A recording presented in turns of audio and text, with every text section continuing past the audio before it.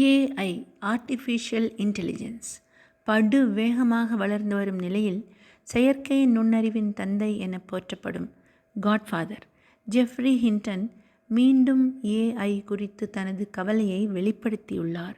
BBC news நைட்டில் வெளியான பேட்டியில் செயற்கை நுண்ணறிவு மேலும் மேலும் சக்தி வாய்ந்ததாக வளர்ந்து வரும் நிலையில் அதன் ஆபத்துகளை உலகம் தீவிரமாக எடுத்துக்கொள்ளாதது மிகவும் வருத்தமளிக்கிறது என்றார்.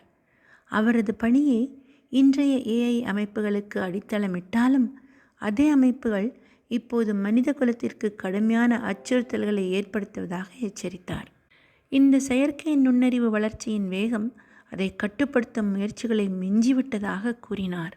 மனித குலத்தில் இல்லாத ஒரு இடத்திற்கு ஏஐ இப்போது நம்மை கூட்டிச் சென்றுள்ளதாகவும் இது தொடர்பாக நாமே நம்மை விட புத்திசாலித்தனமான அமைப்பை இதுவரை உருவாக்கியதே இல்லை என்றும் அடுத்த 20 ஆண்டுகளுக்குள் செயற்கை நுண்ணறிவு மனித நுண்ணறிவை மிஞ்சிவிடும் என்றும் கூறினார். சில துறைகளில் இது ஏற்கனவே நடந்து வருகிறது. இது ஒரு நிலையை தாண்டும் போது மனிதர்களிடம் இருந்து கட்டுப்பாடு கையை விட்டு நழுவிவிடும். இயந்திரங்கள் அதை உருவாக்கியவர்களை விட அதிக புத்திசாலியாக மாறும்போது அவை மனிதர்கள் மீது கண்டிப்பாக ஆதிக்கம் செலுத்த ஆரம்பிக்கும்.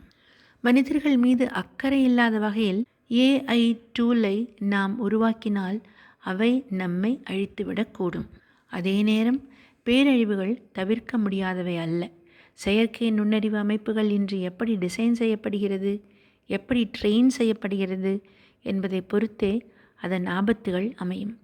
மனிதர்களுக்கு இன்னும் வாய்ப்புகள் உள்ளன, ஆனால் அவை மிக வேகமாக சுருங்கி வருகிறது அந்த வாய்ப்புகள்.